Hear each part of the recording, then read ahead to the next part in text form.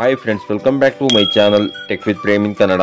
Friends, ಆರ್ಥಿಕವಾಗಿ ಹಿಂದುಳಿದ ವರ್ಗಕ್ಕೆ ಸೇರಿದ ಹಲವು ಜನರಿಗೆ ತಮ್ಮದೇ ಆದ ಒಂದಿಷ್ಟು ಕೃಷಿ ಜಮೀನಿನಲ್ಲಿ ಕೃಷಿ ಅಥವಾ ತೋಟಗಾರಿಕೆ ಬೆಳೆಗಳನ್ನು ಬೆಳೆದು ಸ್ವಾವಲಂಬಿ ಜೀವನ ಮಾಡುವಂತಹ ಆಸೆಯನ್ನು ಹೊಂದಿರ್ತಾರೆ. ಇಂತಹ ಕೃಷಿ ಕಾರ್ಮಿಕರಿಗೆ ಜಮೀನನ್ನು ಖರೀದಿ ಮಾಡಲು ರಾಜ್ಯ ಸರ್ಕಾರದ ಸಮಾಜ ಕಲ್ಯಾಣ ಇಲಾಖೆಯ ಅಡಿಯಲ್ಲಿ ಬರುವಂತಹ ಈ ಹಲವು ನಿಗಮಗಳಿಂದ ಅಂತಂದ್ರೆ ತಾಂಡಾ ಅಭಿವೃದ್ಧಿ ನಿಗಮ, ಡಾಕ್ಟರ್ BR ಅಂಬೇಡ್ಕರ್ ಅಭಿವೃದ್ಧಿ ನಿಗಮ, ಬೋವಿ ಅಭಿವೃದ್ಧಿ ನಿಗಮ, ಸಫಾಯಿ ಕರ್ಮಚಾರಿ ಅಭಿವೃದ್ಧಿ ನಿಗಮ, ಪರಿಶಿಷ್ಟ ಜಾತಿ ಹಾಗೂ ಪರಿಶಿಷ್ಟ ಪಂಗಡಗಳ ಅಲೆಮಾರಿ ಅಭಿವೃದ್ಧಿ ನಿಗಮ ಹಾಗೂ ಆದಿಜಾಂಬವ ಅಭಿವೃದ್ಧಿ ನಿಗಮಗಳಿಂದ 2025-26ನೇ ಸಾಲಿಗೆ ಭೂ ಒಡೆತನ ಯೋಜನೆಯ ಮೂಲಕ ಭೂರಹಿತ ಕೃಷಿ ಕಾರ್ಮಿಕರಿಗೆ ಸ್ವಂತ ಜಮೀನನ್ನು ಖರೀದಿ ಮಾಡಲಿಕ್ಕೆ 50% ಸಬ್ಸಿಡಿಯನ್ನು ಒದಗಿಸಲು ಹಾಗೂ ಅಭ್ಯರ್ಥಿಗಳನ್ನು ಆಯ್ಕೆ ಮಾಡಲು ಅರ್ಹ ಸಾರ್ವಜನಿಕರಿಂದ ಅರ್ಜಿಗಳನ್ನು ಆಹ್ವಾನ ಮಾಡಿರುತ್ತಾರೆ.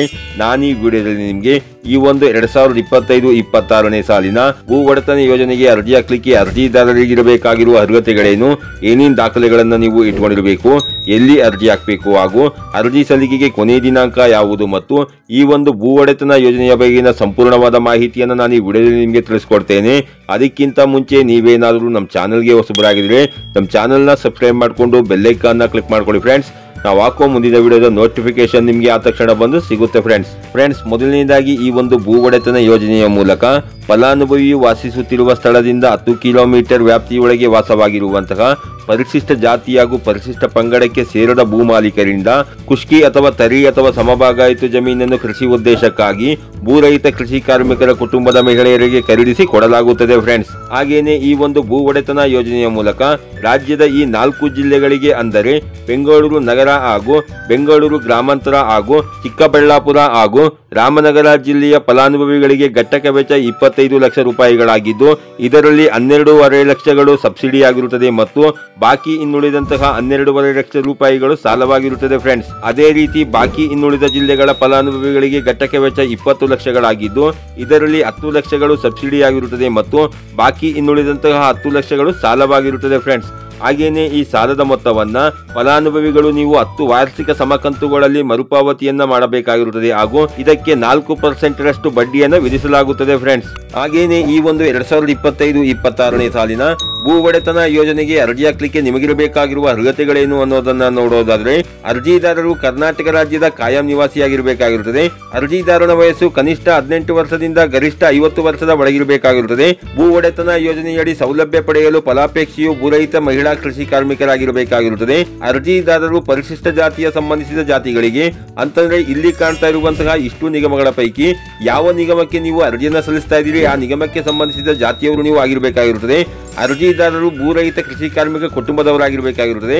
ಜಾತಿ ಪ್ರಮಾಣ ಪತ್ರವನ್ನು ನೀವು ಸಲ್ಲಿಸಿದ್ದಲ್ಲಿ ಕಡ್ಡಾಯವಾಗಿ ಸ್ವಯಂ ಘೋಷಣೆ ಪ್ರಮಾಣ ಪತ್ರವನ್ನು ಸಹ ನೀವು ಸಲ್ಲಿಸಬೇಕಾಗಿರುತ್ತದೆ.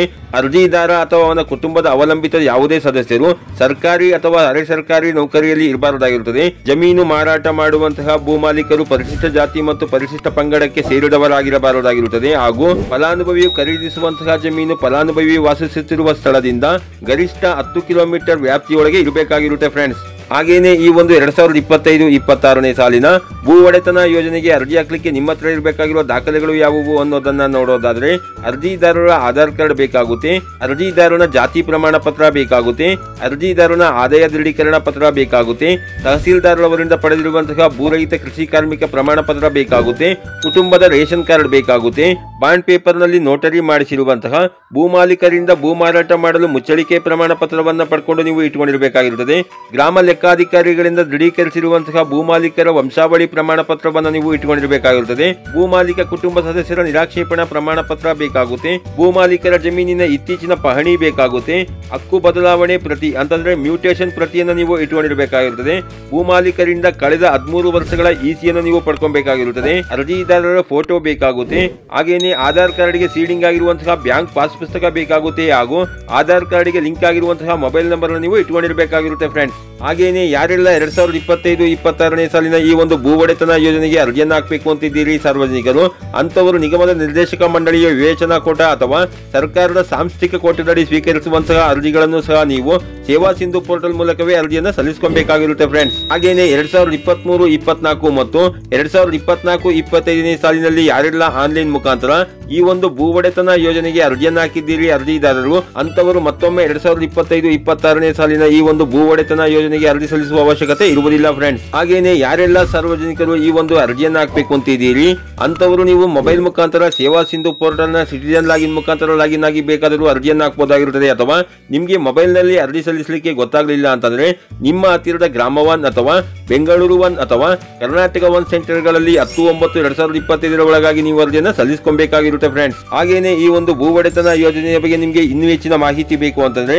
ನಿಗಮದ ಜಿಲ್ಲಾ ವ್ಯವಸ್ಥಾಪಕರುಗಳ ಕಚೇರಿ ಅಥವಾ ನಿಗಮಗಳ ವೆಬ್ಸೈಟ್ ಅಥವಾ ಕಲ್ಯಾಣ ಮಿತ್ರ ಏಕೀಕೃತ ಸಹಾಯವಾಣಿ 9482300400 ಕರೆ ಮಾಡಿ ನೀವು ಇದ್ರ ಬಗ್ಗೆ ಹೆಚ್ಚಿನ ಮಾಹಿತಿನ ತಿಳ್ಕೊಬಹುದಾಗಿರುತ್ತೆ ಫ್ರೆಂಡ್ಸ್. ಈ ರೀತಿಯ ಒಂದು ಸಣ್ಣ ಮಾಹಿತಿ ಇತ್ತು, ಈ ಮಾಹಿತಿನ ನಾನು ನಿಮ್ಗೆ ತಿಳಿಸ್ಕೊಟ್ಟಿದ್ದೀನಿ. ಈ ಮಾಹಿತಿ ನಿಮ್ಗೆ ಉಪಯುಕ್ತ ಅನ್ಸಿದ್ರೆ ವಿಡಿಯೋಗೆ ಒಂದು ಲೈಕ್ ಮಾಡಿ, ಕಮೆಂಟ್ ಮಾಡಿ, ಶೇರ್ ಮಾಡಿ. ಹಾಗೆ ನೀವು ನಮ್ಮ ಚಾನಲ್ಗೆ ಹೊಸಬರಾಗಿದ್ರೆ ನಮ್ಮ ಚಾನಲ್ನ ಸಬ್ಸ್ಕ್ರೈಬ್ ಮಾಡ್ಕೊಂಡು ಬೆಲ್ ಐಕಾನ್ನ ಕ್ಲಿಕ್ ಮಾಡ್ಕೊಳ್ಳಿ ಫ್ರೆಂಡ್ಸ್. ನಾವು ಹಾಕೋ ಮುಂದಿನ ವಿಡಿಯೋದ ನೋಟಿಫಿಕೇಶನ್ ನಿಮ್ಗೆ ಆದ ತಕ್ಷಣ ಬಂದು ಸಿಗುತ್ತೆ ಫ್ರೆಂಡ್ಸ್.